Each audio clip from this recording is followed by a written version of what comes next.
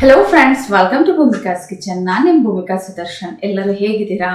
ಎಲ್ಲರೂ ಚೆನ್ನಾಗಿದ್ದೀರಾ ಅಂತ ಭಾವಿಸ್ತಾ ಇವತ್ತಿನ ದಿನನ ಪ್ರಾರಂಭ ಮಾಡ್ತಾ ಇದ್ದೀನಿ. ಇವತ್ತು ನಾನು ನಿಮಗೆ ಬೆಳಗ್ಗೆ ತಿಂಡಿ, ಮಧ್ಯಾಹ್ನ ಊಟ, ನಾನು ಏನೇನು ಅಡುಗೆಗಳನ್ನ ಮಾಡ್ತೀನಿ ಅಂತ ಕಂಪ್ಲೀಟಾಗಿ ನಾನು ನಿಮಗೆ ತೋರಿಸ್ತಾ ಇದ್ದೀನಿ.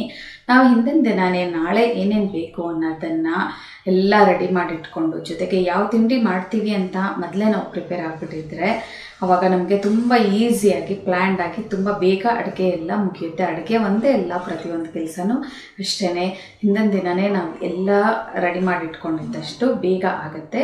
ಬನ್ನಿ ಇವತ್ತಿನ ಅಡುಗೆಗಳೆಲ್ಲ ಹೇಗೆ ಮಾಡ್ತೀನಿ ಅಂತ ನಾನು ನಿಮಗೆ ತೋರಿಸ್ತೀನಿ. ಇವತ್ತು ಸಬ್ಬಕ್ಕಿ ದೋಸೆಗೆ ಎಲ್ಲ ರೆಡಿ ಮಾಡಿಟ್ಟಿದ್ದೀನಿ. ಹಿಟ್ಟು ನೆನ್ನೆನೇ ರುಬ್ಬಿಟ್ಟಿದ್ದೆ. ಟೊಮೆಟೊ ಚೆನ್ನಾಗಿದೆಯಾ ನೋಡೋಣ. ಇವಾಗ ಇದಕ್ಕೆ ಒಂಚೂರು ಸಕ್ಕರೆ ಹಾಕ್ತಾ ಇದ್ದೀನಿ. ಒಂದು 1/4 ಟೀ ಸ್ಪೂನ್ ಅಷ್ಟು ನಾನು ರುಬ್ಬಿ ಮಿಕ್ಸ್ ಮಾಡೋ ಟೈಮಲ್ಲೇ ಉಪ್ಪು ಹಾಕಿದ್ದೆ. ನೋಡಿ ಚೆನ್ನಾಗಿ ಹಾಕಿದೆ. ಥಂಡಿ ಇದ್ದಿದ್ದರಿಂದ ಅಷ್ಟೊಂದು ಫರ್ಮೆಂಟೇಷನ್ ಬಂದಿಲ್ಲ.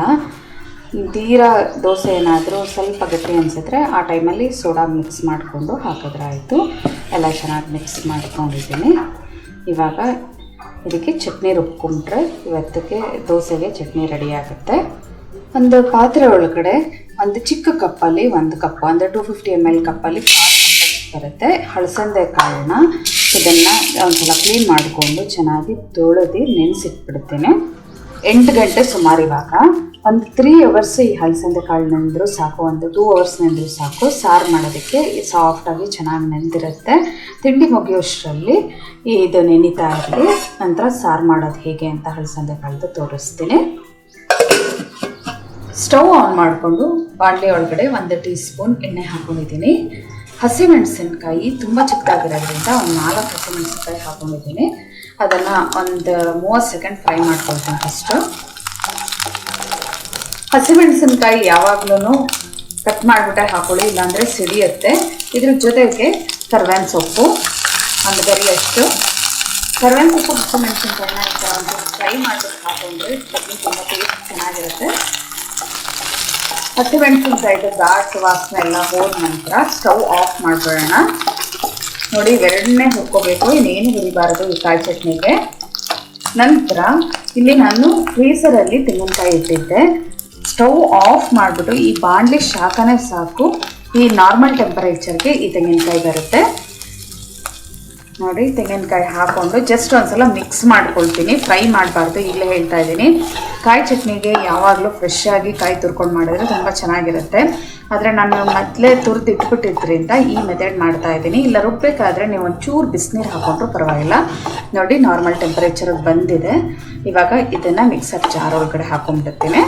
ಸಾಕು, ತುಂಬ ಹೊತ್ತು ಬಿಡೋದು ಏನು ಬೇಕಿಲ್ಲ. ಈ ಬಾಣಲಿಯಲ್ಲಿ ಫ್ರೈ ಮಾಡ್ಕೊಂಡಿರೋ ಅಂಥದ್ದು ಹಸಿಮೆಣಸಿನ್ಕಾಯಿ, ಕರ್ಬೇವಿನ ಸೊಪ್ಪು, ತೆಂಗಿನಕಾಯಿನ ಫ್ರೈ ಮಾಡ್ಕೊಂಡಿಲ್ಲ, ಜಸ್ಟ್ ಮಿಕ್ಸ್ ಮಾಡ್ಕೊಂಡು ತಕ್ಷಣ ಹಾಕೊಂಡಿದ್ದೀನಿ. ನಾರ್ಮಲ್ ಟೆಂಪರೇಚರ್ ತೊಗೊಂಡಿದ್ದೀನಿ. 1 ಟೀ ಸ್ಪೂನ್ ಅಷ್ಟು ಗಟ್ಟಿ ಹುಣಸೆಹಣ್ಣಿನ ಪೇಸ್ಟು. ಇದಕ್ಕೆ ಒಂಚೂರು ನೀರು ಹಾಕೊಂಡು ನಂತರ ಹಾಕ್ಕೊಳ್ತೀನಿ. ನಿಮ್ಮ ಹತ್ರ ಗಟ್ಟಿ ಪೇಸ್ಟ್ ಇಲ್ಲ ಅಂತ ಅಂದರೆ ಒಂದು ಕೋಲಿ ಗಾತ್ರದ ಹುಣಸೆಹಣ್ಣು ಹಾಕ್ಕೊಳ್ಳಿ. ಕಡಲೆಪಪ್ಪು 1 ಟೇಬಲ್ ಸ್ಪೂನ್, ಜಾಸ್ತಿ ಹಾಕೋಬಾರ್ದು ಕಾಯಿ ಚಟ್ನಿಗೆ ಯಾವಾಗ್ಲೂ. 2 ದಪ್ಪೆಸ್ಲು ಬೆಳ್ಳುಳ್ಳಿ, ಕೊತ್ತಂಬರಿ ಸೊಪ್ಪು ಸ್ವಲ್ಪ ಒಂದು ಕಟ್ ಮಾಡಿದ್ರೆ 1 ಟೇಬಲ್ ಸ್ಪೂನ್ ಅಷ್ಟಾಗುತ್ತೆ ಅಷ್ಟು. ಫಸ್ಟು ಇದನ್ನು ಗ್ರೈಂಡ್ ಮಾಡಿಕೊಂಡು ನಂತರ ಒಂದು ಸ್ವಲ್ಪ ನೀರು ಹಾಕ್ಕೊಂಡು ರುಬ್ಕೊಳ್ತೀನಿ. ರುಚಿಗೆ ತಕ್ಕಷ್ಟು ಉಪ್ಪು. ನೋಡಿ ಈ ಹದದಲ್ಲಿ ತರ್ತರಿಯಾಗಿ ಲೈಟಾಗಿ ತರ್ತರಿಯಾಗಿ ರುಬ್ಕೊಂಡಿದ್ದೀನಿ. ಗಟ್ಟಿಗೆನೆ. ನಿಮಗೆ ತೆಳುವಾಗಬೇಕು ಅಂದರೆ ನಾನು ಸ್ವಲ್ಪ ನೀರು ಹಾಕ್ಕೊಂಡು ತೆಳುವಾಗಿ ರುಬ್ಬೋದು. ನೀವು ಈ ತೆಂಗಿನಕಾಯಿ ಏನಾದರೂ ಫ್ರೀಸರಲ್ಲಿ ಇಟ್ಟಿದ್ದು ಹಾಗೆ ಗಟ್ಟಿ ಆ ಥರನೇ ಗಟ್ಟಿಗೆ ದಪ್ಪಕ್ಕಿರುತ್ತೆ ನೋಡಿ, ಹಾಗೆ ಹಾಕೊಂಡ್ಬಿಟ್ರೆ ಅದು ಒಂಥರ ಹಿಪ್ಪು ಬಂದಂಗೆ ಕೆನೆ ಕಟ್ಟದಂಗೆ ಆಗೋಗ್ಬಿಡುತ್ತೆ ಚಟ್ನಿ. ಅದಕ್ಕೋಸ್ಕರ ಅದನ್ನು ನಾರ್ಮಲ್ ಟೆಂಪ್ರೇಚರ್ಗೆ ಬಂದ ನಂತರನೇ ಚಟ್ನಿಗೆ ರುಬ್ಕೋಬೇಕು. ಇಲ್ಲ ಬೆಚ್ಚಗಿರೋ ನೀರು ಹಾಕ್ಕೊಂಡು ರುಬ್ಕೊಂಡ್ರೂ ಚಟ್ನಿ ತುಂಬ ಚೆನ್ನಾಗಾಗುತ್ತೆ. ಈಗ ನೆಕ್ಸ್ಟು ದೋಸೆ ಹಾಕೊಳ್ಳೋಣ.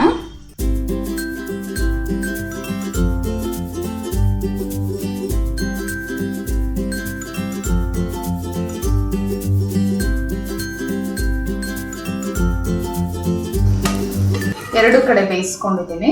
ಪ್ಲೇಟಿಗೆ ಸರ್ವ್ ಮಾಡ್ಕೊಳ್ತಾ ಇದ್ದೀನಿ. ನೋಡಿ ದೋಸೆ ಎಷ್ಟು ಚೆನ್ನಾಗಿ ಸಾಫ್ಟಾಗಿ ಬಂದಿದೆ.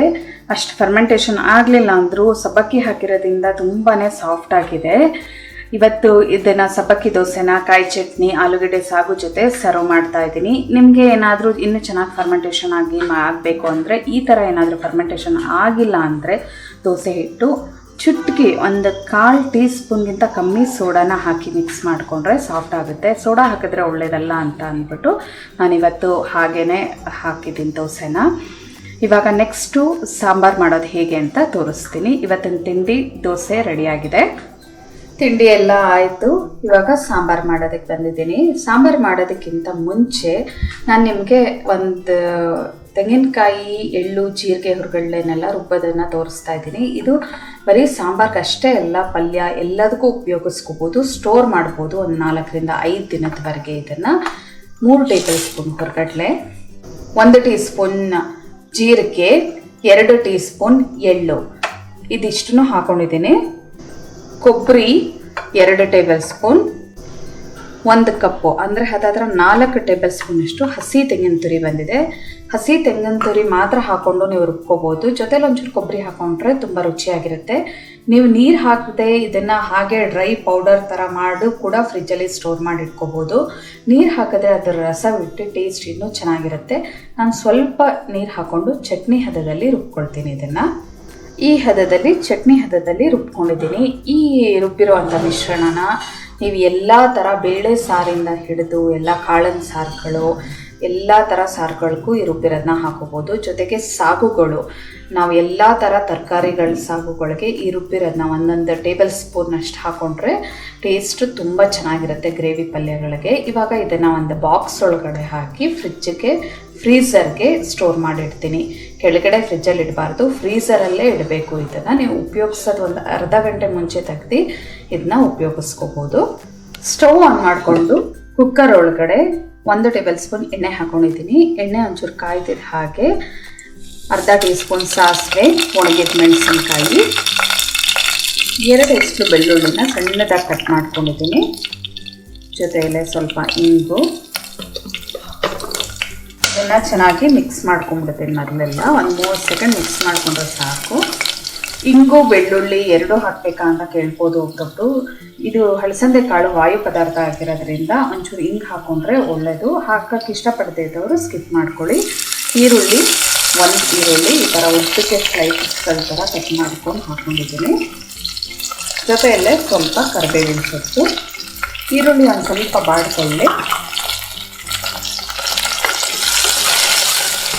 ಈರುಳ್ಳಿ ಒಂಚೂರು ಬಾಡ್ಕೊಂಡ್ರೆ ಸಾಕು. ಇವಾಗ ನೆನೆಸಿಟ್ಟಿರೋವಂಥ ಹಲಸಂದೆ ಕಾಳನ್ನ ನೀರು ತೆಗೆದು ಬರೀ ಕಾಳು ಮಾತ್ರ ಹಾಕೊಳ್ತಾ ಇದ್ದೀನಿ. ನೋಡಿ, ನಾನು ನೆನೆಸಿದಾಗ ಎಷ್ಟು ಸಣ್ಣದಾಗಿತ್ತು ಕಾಳು. ಇವಾಗ ಚೆನ್ನಾಗಿ ನೆನೆದಿದೆ, ದಪ್ಪಕ್ಕಾಗಿದೆ. ಈ ಸಾರು ನಾನು 1 2ರಿಂದ 3 ಜನಕ್ಕಾಗಷ್ಟು ಮಾಡಿದ್ದೀನಿ. ಎಲ್ಲ ಒಂದ್ಸಲ ಮಿಕ್ಸ್ ಮಾಡ್ಕೊಳ್ಳೋಣ. ಈಗ ಕುಕ್ಕರಲ್ಲಿ ಸಾಂಬಾರು ಮಾಡೋದ್ರಿಂದ ತುಂಬ ಫಾಸ್ಟಾಗಿ ಬೇಗ ಮಾಡ್ಬೋದು. ಕಮ್ಮಿ ಕ್ವಾಂಟಿಟಿ ಮಾಡೋರು ಈ ಥರನೇ ಮಾಡಿ ಈಸಿ. 1 ಜಾಮ್ ಟೊಮೆಟೊ ಹಾಕೊಳ್ತಾ ಇದ್ದೀನಿ. ಅದು ಕೂಡ ಚೆನ್ನಾಗಿ ಮಿಕ್ಸ್ ಮಾಡ್ಕೊಳ್ಳೋಣ. ಇದ್ರ ಜೊತೆಯಲ್ಲೇ ಇವಾಗ ಸಾಂಬಾರು ಪೌಡರ್ ಕೂಡ ಹಾಕೊಂಡಿದ್ದೀನಿ. 1 ಟೇಬಲ್ ಸ್ಪೂನ್ ಸಾಂಬಾರು ಪೌಡರ್. ಮನೇಲಿ ಮಾಡಿರೋದಾದರೂ ಹಾಕ್ಕೊಳ್ಳಿ, ಅಥವಾ ಅಂಗಡಿಯಿಂದ ತಂದಿರೋವಂಥ ಸಾಂಬಾರು ಪೌಡರ್ ಆದರೆ ಯೂಸ್ ಮಾಡ್ಕೊಬೋದು. ಚೆನ್ನಾಗಿ ಮಿಕ್ಸ್ ಮಾಡ್ಕೊಂಡ್ರೋಣ. ಚೆನ್ನಾಗಿ ಮಿಕ್ಸ್ ಮಾಡಿಕೊಂಡು ಇವಾಗ ಇದಕ್ಕೆ 1 ಲೋಟದಷ್ಟು ನೀರು ಹಾಕ್ಕೊಳ್ತೀನಿ. 1/4 ಲೀಟ್ರಷ್ಟು ನೀರು ಹಾಕ್ಕೊಳ್ತಾ ಇದ್ದೀನಿ. ಇದು ಬೆಂದ ನಂತರ ಬೇಕಾದರೆ ಹೆಚ್ಚಿಸ್ಕೊಳ್ಳೋಣ. ಇದು ಕುದಿ ಬರೋಕ್ಕೆ ಶುರು ಆದ ನಂತರ ರುಬ್ಬಿದ್ದೀವಲ್ಲ ಮಿಶ್ರಣ, ಅದರಲ್ಲಿ 1 ಟೇಬಲ್ ಸ್ಪೂನಷ್ಟು ರುಬ್ಬಿರೋ ಮಿಶ್ರಣ ಹಾಕ್ಕೊಂಡ್ರೆ ಸಾಕು. ಕುದಿಯೋಕ್ಕೆ ಶುರುವಾಗಿದೆ. ಎಲ್ಲ ಒಂದ್ಸಲ ಚೆನ್ನಾಗಿ ಮಿಕ್ಸ್ ಮಾಡಿಕೊಂಡು ಲೋ ಫ್ಲೇಮ್ ಮಾಡ್ಕೊಳ್ತೀನಿ. ಇವಾಗ ರುಚಿಗೆ ತಕ್ಕಷ್ಟು ಉಪ್ಪು. ನೋಡಿ, ರುಬ್ಬಿರೋಂಥ ಮಿಶ್ರಣನ ಒಂದು ಬಾಕ್ಸ್ಗೆ ಹಾಕಿಟ್ಕೊಂಡಿದ್ದೀನಿ.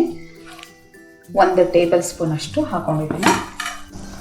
ಹಾಕ್ಕೊಂಡು ಇವಾಗ ಚೆನ್ನಾಗಿ ಮಿಕ್ಸ್ ಮಾಡ್ಕೊಂಡ್ಬಿಡ್ತೀನಿ. ಇದನ್ನು ಇಷ್ಟೇ ಸಾಕು ಈ ಸಾಂಬಾರಿಗೆ. ಇದೇ ಥರ ಎಲ್ಲ ಕಾಳಿನ ಸಾಂಬಾರುಗಳಿಗೂ ರುಬ್ಬಿರೋಂಥ ಮಿಶ್ರಣನ ಹಾಕೋಬೋದು. ನೀವು ಕಮ್ಮಿ ಕ್ವಾಂಟಿಟಿ ಮಾಡೋರಿದ್ದರೆ ಈ ಥರ ರುಬ್ಬಿ ಎಲ್ಲ ಇಟ್ಕೊಂಡ್ರೆ ನಿಮಗೆ ಒಂದಿನ ಸ್ಯಾಟರ್ಡೆ ಅಥವಾ ಸಂಡೇ ನಿಮಗೆ ಕೆಲಸಗಳೆಲ್ಲ ತುಂಬಾ ಈಸಿಯಾಗಿ ಆಗುತ್ತೆ. ಮಿಕ್ಸರ್ ಜಾರ್ಗೆ ಸ್ವಲ್ಪ ನೀರು ಹಾಕ್ಕೊಂಡಿದ್ದೀನಿ, ಒಂದು ಕಾಲು ಲೋಟದಷ್ಟು. ಅದನ್ನು ಕೂಡ ಹಾಕ್ಕೊಳ್ತಾ ಇದ್ದೀನಿ. ಇವಾಗ ಲಿಡ್ ಕ್ಲೋಸ್ ಮಾಡಿ ಮೀಡಿಯಮ್ ಫ್ಲೇಮಲ್ಲಿ ಒಂದು 2 ರಿಂದ 3 ವಿಷಲ್ ಕೂಗಿಸ್ಕೊಳ್ತೀನಿ ಇದನ್ನು.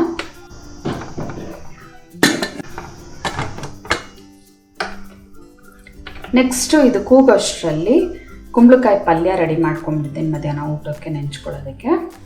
ಸ್ಟವ್ ಆನ್ ಮಾಡಿಕೊಂಡು ಬಾಣಲೆ ಒಳಗಡೆ 2 ಟೇಬಲ್ ಸ್ಪೂನ್ ಎಣ್ಣೆ ಹಾಕ್ಕೊಂಡಿದ್ದೀನಿ. ಈ ಕುಂಬಳಕಾಯಿ ಪಲ್ಯಕ್ಕೆ ಸ್ವಲ್ಪ ಎಣ್ಣೆ ಜಾಸ್ತಿ ಬೇಕಾಗುತ್ತೆ. ಎಣ್ಣೆ ಒಂದ್ಸಲ ಚೆನ್ನಾಗಿ ಕಾದ ನಂತರ ಸಾಸಿವೆ 1/2 ಟೀ ಸ್ಪೂನ್, ಕಡಲೆಬೇಳೆ 1 ಟೀ ಸ್ಪೂನ್, ಉದ್ದಿನಬೇಳೆ 1 ಟೀ ಸ್ಪೂನ್, ಒಂದು 30 ಸೆಕೆಂಡ್ ಇವನ್ನೆಲ್ಲ ಚೆನ್ನಾಗಿ ಫ್ರೈ ಮಾಡ್ಕೊಂಡಿರ್ತೀನಿ. ಸಾಸಿವೆ ಒಂದ್ಸಲ ಸಿಡಿಯೋಕ್ಕೆ ಶುರು ಆಗ್ತಿದ್ದ ಹಾಗೆ ಹಸಿಮೆಣಸಿನಕಾಯಿ 4, ಜೊತೆಯಲ್ಲೇ ಶುಂಠಿ 1 ಇಂಚು 2 ಒಟ್ಟೆ ಹಾಕೊಂಡಿದ್ದೀನಿ. ಇದನ್ನು ಕೂಡ ಒಂದು 30 ಸೆಕೆಂಡ್ ಫ್ರೈ ಮಾಡ್ಕೊಳ್ಳೋಣ. ಅದರ ಹಸಿ ವಾಸನೆ ಹೋಗಬೇಕು.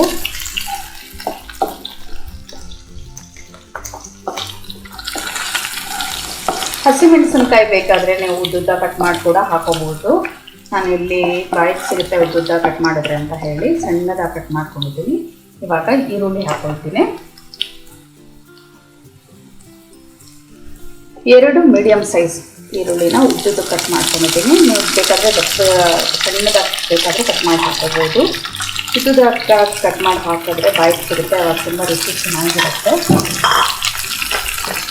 ಜೊತೆಯಲ್ಲೇ ಕರಿಬೇವಿನ ಸೊಪ್ಪು.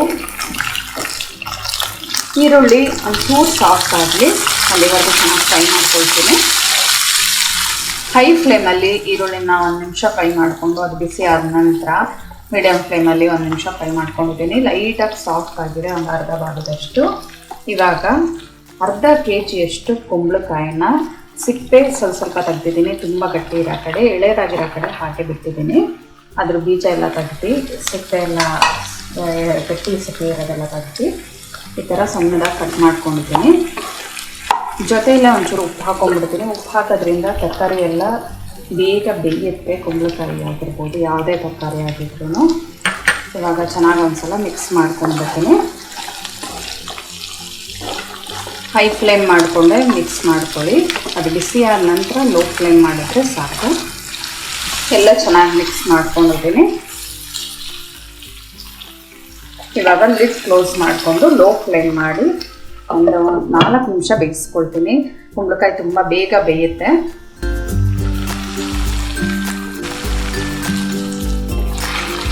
ನಿಮಿಷ ಕುಂಬಳಕಾಯಿನ ಚೆನ್ನಾಗಿ ಬೇಯಿಸ್ಕೊಂಡಿದ್ದೀನಿ ನೋಡಿ. ಮಧ್ಯೆ ಒಂದು ಸಲ ಮಿಕ್ಸ್ ಮಾಡ್ಕೊಂಡಿದ್ದೆ ಲೋ ಫ್ಲೇಮಲ್ಲೇ. ನೋಡಿ ಅಂದರೆ ಸಾಕು ಎಷ್ಟು ಸಾಫ್ಟಾಗಿ ಬೆಂದ್ಕೊಂಡಿದೆ ಅನ್ನೋದು ಅದರಲ್ಲೇ ಗೊತ್ತಾಗುತ್ತೆ. ಇವಾಗ ಇದಕ್ಕೆ ಮೇನ್ ಇಂಗ್ರೀಡಿಯೆಂಟು ಹಸಿ ತೆಂಗಿನ ತುರಿ 2 ಟೇಬಲ್ ಸ್ಪೂನ್, ಬೆಲ್ಲ 1 ಟೀ ಸ್ಪೂನ್. ಬೆಲ್ಲ ಹಾಕೋದ್ರಿಂದ ತುಂಬ ರುಚಿ ಬರುತ್ತೆ. ಹಸಿಮೆಣಸಿನ್ಕಾಯಿ ಜೊತೆಗೆ ಬೆಲ್ಲ ಬಿಟ್ಟರೆ ತುಂಬ ರುಚಿ ಜಾಸ್ತಿ. ಕೊತ್ತಂಬರಿ ಸೊಪ್ಪು 1 ಟೇಬಲ್ ಸ್ಪೂನ್.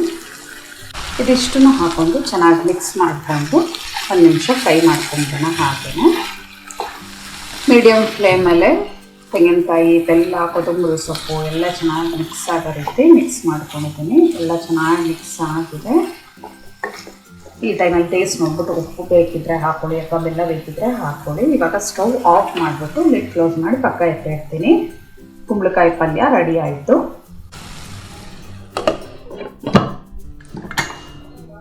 ಪ್ರೆಷರ್ ಬಿಟ್ಟಿದೆ. ಇವಾಗ ಇದನ್ನು ಸ್ಟವ್ ಆನ್ ಮಾಡ್ಕೊಂಡು ಕುದಿಯೋಕೆ ಇಟ್ಕೊಂಡ್ಬಿಡ್ತೀನಿ. ನೋಡಿ ಬೆಂದಿದೆಯಾ ಅಂತ ತೋರಿಸ್ತೀನಿ ನಾನು ನಿಮಗೆ. ನೋಡಿ ಚೆನ್ನಾಗಿ ಬೆಂದಿದೆ, ಇಂಪ್ರೆಸ್ ಮಾಡಿದ್ರೆ ಗೊತ್ತಾಗುತ್ತೆ.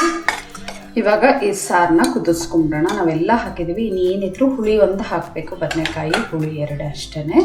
ಸ್ಟವ್ ಆನ್ ಮಾಡ್ಕೊಳ್ತೀನಿ. ಸ್ಟವ್ ಆನ್ ಮಾಡಿಕೊಂಡು 1 ಟೀ ಸ್ಪೂನಷ್ಟು ಗಟ್ಟಿ ಹುಣಸೆ ಹಣ್ಣಿನ ಪೇಸ್ಟ್ನ ಹಾಕ್ಕೊಳ್ತಾ ಇದ್ದೀನಿ. ಇದಕ್ಕೊಂಚೂರು ನೀರು ಹಾಕ್ಕೊಳ್ತೀನಿ.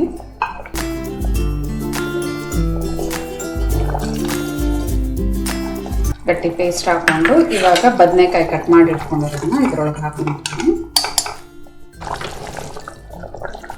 ಆಲೂಗೆಡ್ಡೆ ಬೇಕಾದರೆ ನೀವು ಒಗ್ಗರಣೆಗೆ ಹಾಕಿ ಆ ಟೈಮಲ್ಲೇ ಕೂಗಿಸ್ಕೊಂಡ್ಬಿಡ್ಬೋದು. ಬದನೆಕಾಯಿ ಮಾತ್ರ ಇವಾಗ ಹಾಕಿ, ಇಲ್ಲ ಅಂತ ಅಂದರೆ ಬದನೆಕಾಯಿ ಪೂರ್ತಿ ಅದು ಬೆಂದಿ ಕದ್ರೋಗ್ಬಿಡುತ್ತೆ. ಬದನೆಕಾಯಿ ಒಂಚೂರು ಸಿಗೋದೇ ಇಲ್ಲ ನಿಮಗೆ. ಇವಾಗ ನಿಮ್ಗೆ ಸಾಂಬಾರು ಯಾವ ಕನ್ಸಿಸ್ಟೆನ್ಸಿ ಇರಬೇಕೋ ಆ ಕನ್ಸಿಸ್ಟೆನ್ಸಿಗೆ ನೀರು ಹಾಕ್ಕೊಂಡು ಸರಿ ಮಾಡ್ಕೋಬೋದು. ಇನ್ನೊಂದು ಅರ್ಧ ಲೋಟದಷ್ಟು ನಾನು ನೀರು ಹಾಕ್ಕೊಳ್ತೀನಿ. ಬೆಚ್ಚಗಿರೋ ನೀರು ಹಾಕ್ಕೊಳ್ಳಿ. ಎಲ್ಲ ಒಂದ್ಸಲ ಮಿಕ್ಸ್ ಮಾಡಿಕೊಂಡು ಮೀಡಿಯಮ್ ಟು ಲೋ ಫ್ಲೇಮ್ ಮಾಡಿಕೊಂಡು ಇದು ಕುದಿ ಬರ್ತಿದೆ ಹಾಗೆ ಲಿಡ್ ಕ್ಲೋಸ್ ಮಾಡಿಬಿಟ್ಟು ಬೇಯಕ್ಕೆ ಇಟ್ಬಿಡ್ತೀನಿ. ಬದನೆಕಾಯಿ ಒಂದು ಸಾಫ್ಟಾಗಿ ಚೆನ್ನಾಗಿ ಬೆಂದ್ಕೊಳ್ಳಿ. ಕುದಿ ಬರೋದಕ್ಕೆ ಶುರು ಆಗಿದೆ. ಇವಾಗ ಒಂದು ತಟ್ಟೆ ಮುಚ್ಚಿಬಿಟ್ಟು ಲೋ ಫ್ಲೇಮ್ ಮಾಡ್ತೀನಿ. 3-4 ನಿಮಿಷ ಅಷ್ಟೇ ಮೀಡಿಯಮ್ ಫ್ಲೇಮಲ್ಲಿ ಬೇಯಿಸ್ಕೊಂಡಿದ್ದೀನಿ.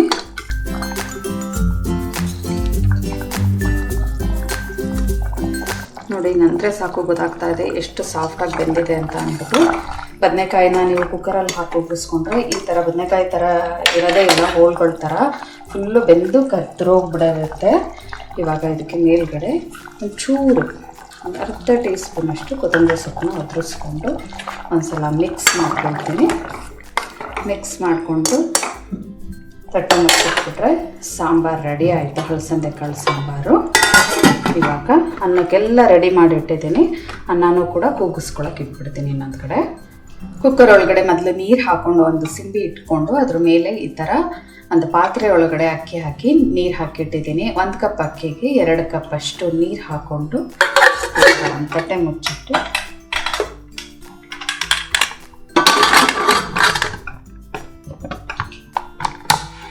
ಲಿಡ್ ಕ್ಲೋಸ್ ಮಾಡಿ ಸ್ಟವ್ ಆನ್ ಮಾಡ್ತಾ ಇದ್ದೀನಿ.